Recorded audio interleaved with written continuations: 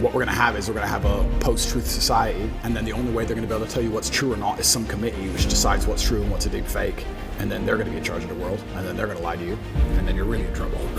So that's going to be very interesting. Once you get to the point where, what did I say earlier about not being able to trust your own eyes? They're going to take that away from us soon. Then what? Then you're really in trouble.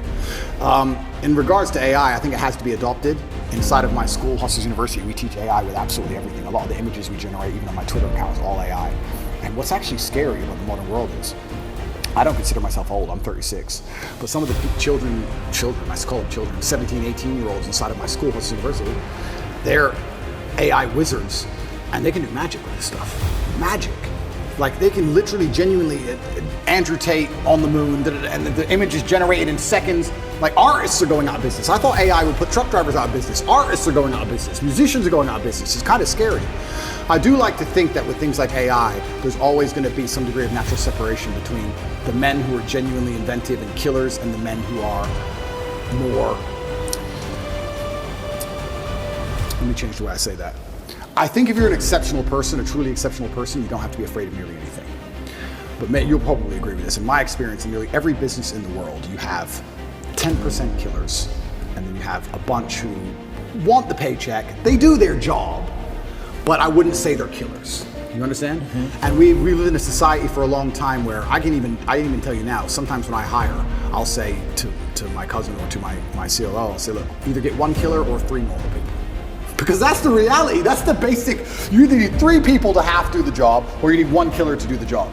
And I think that those 3 people who half do their jobs, enough to not get fired, they turn up most of it on time, but they're not really that motivated, those are the ones who have to fear AI.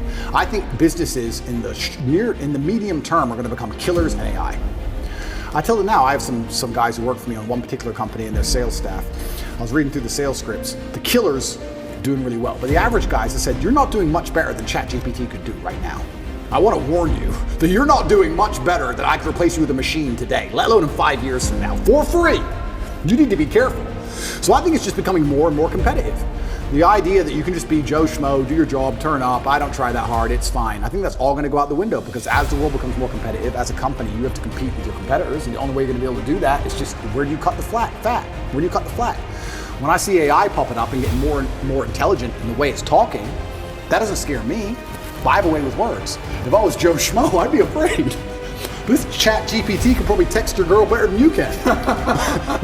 He'll probably get laid faster than you will. It's a little advice for the guys out there right now. Just plug it into your phone. It'll do better than you do. So that's scary, you know? It's hilarious. I think that's what the average man really needs to struggle. And I've been saying, this has been my message for a very long time in all realms. I've said for a very long time that life for the average man is going to get harder and harder. It's becoming more and more competitive. You need to find more and more ways to stand out and be unique. And the only way to really do those things, unfortunately, as a man, is to suffer.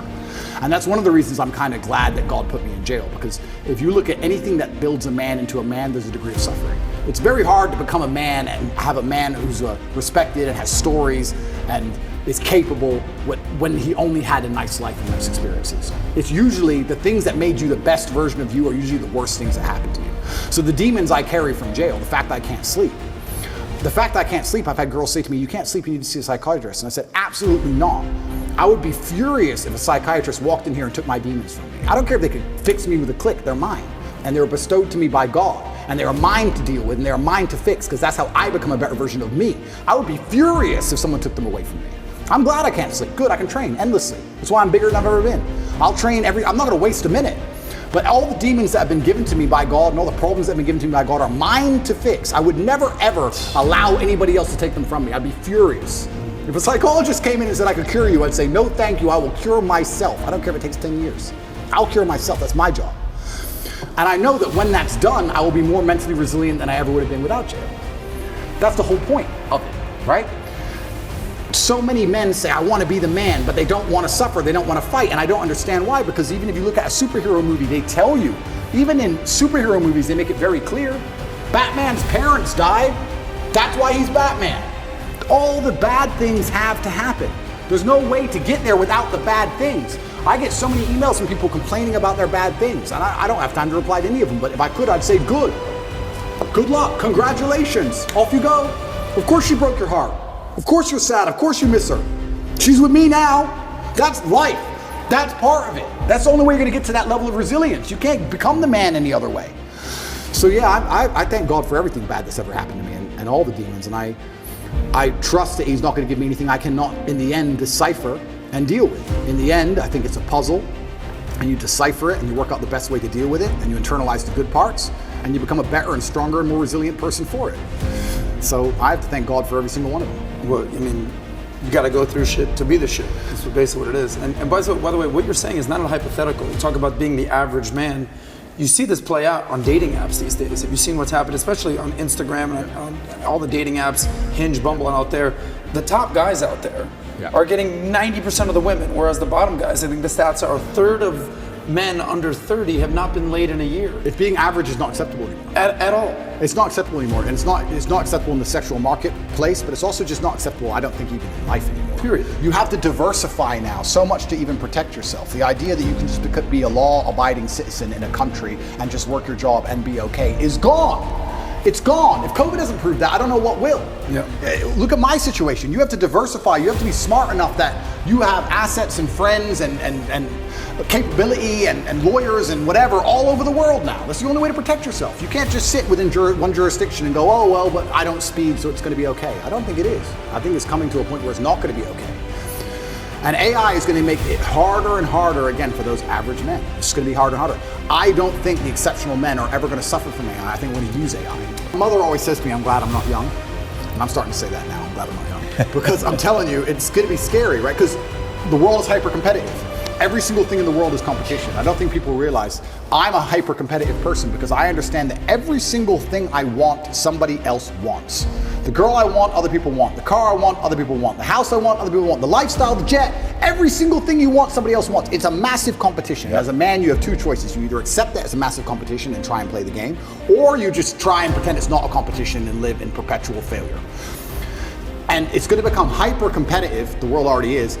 You're not going to be able to compete with a person with a computer brain. So you're going to have it because you can't compete. Then once you have it, then who knows? Can they turn it off? I don't know. Can they turn you off? I don't know. Can they inject the slave mind programming directly through the chip? I don't know. That's scary. I would never want to do that, but it's going to get to a point where you're not even a person without it. You can't function without it. You're a second-class citizen without it. You're playing a game, and it's a competitive game, and you need to build a mindset that allows you to be ultra-competitive. And if you want to sit there and say, no, I want a non-competitive mindset, then fine. You know what you call people who do not win competitions? Losers. Correct.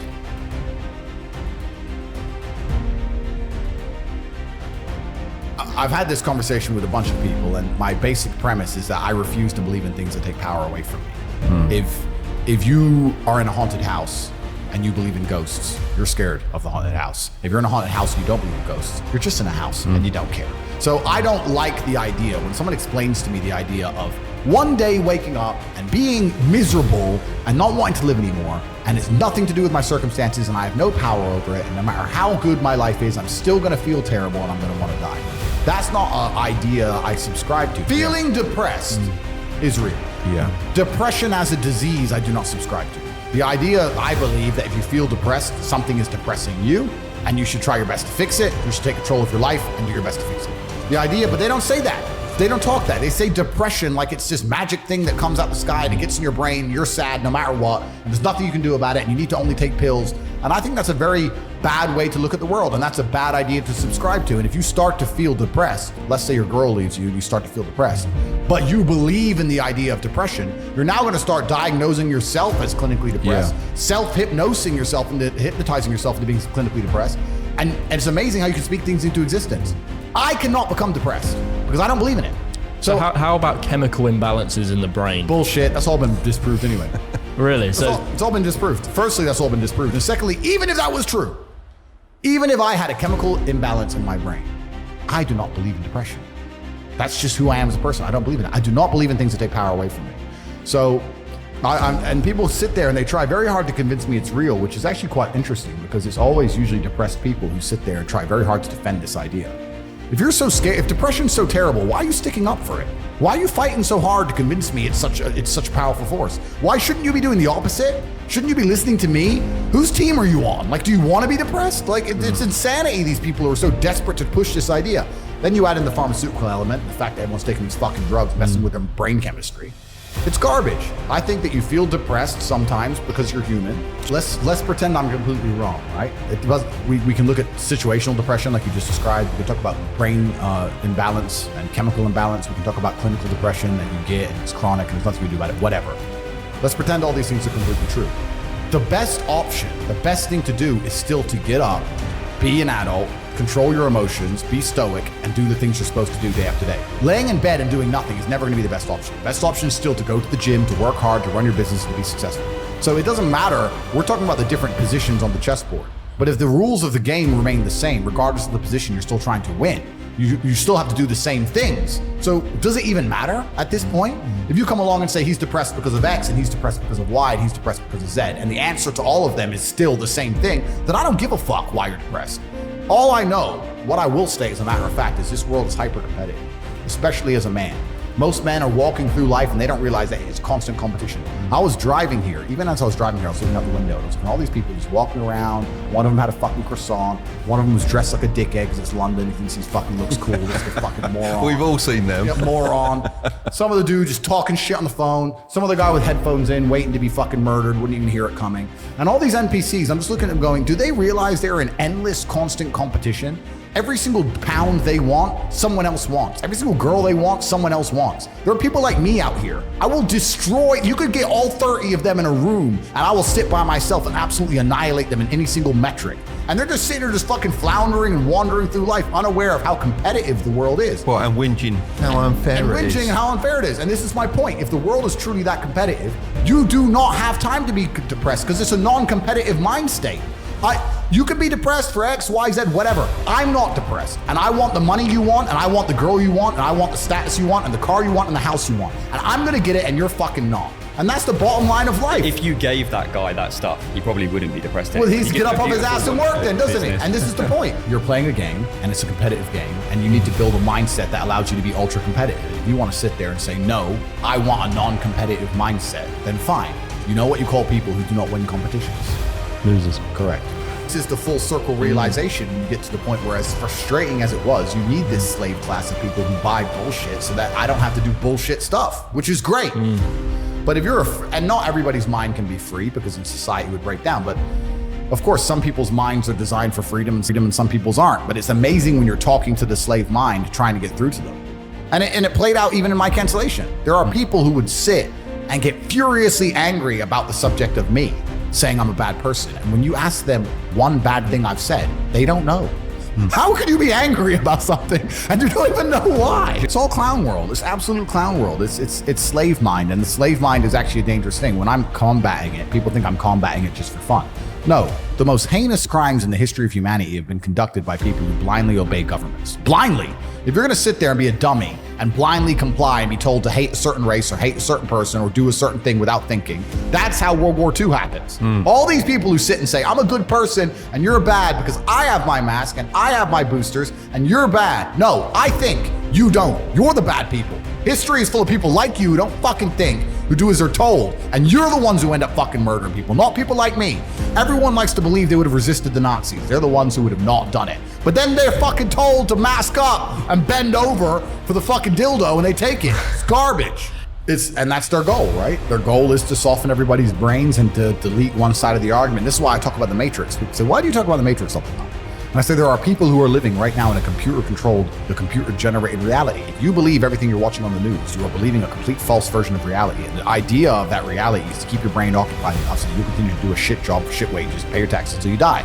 That's exactly that's the plot of the Matrix movie. They're abusing your body and controlling your mind so that your body will sit there and do what they need it to do until you're no longer useful anymore. And that's exactly what's happening.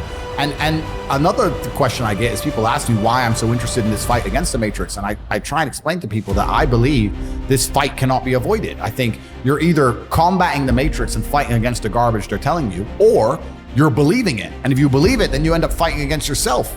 You end up fighting against your own mind. You can't avoid the battle. If you're a full-grown man and you believe everything that's on the news, you're gonna end up fucking semi-depressed, divorced, miserable, broke. Like your life's shit anyway. There's no way to escape this fight. You're either buying their crap and fighting against your mind, or you're fighting against their crap. There's no other way to do it.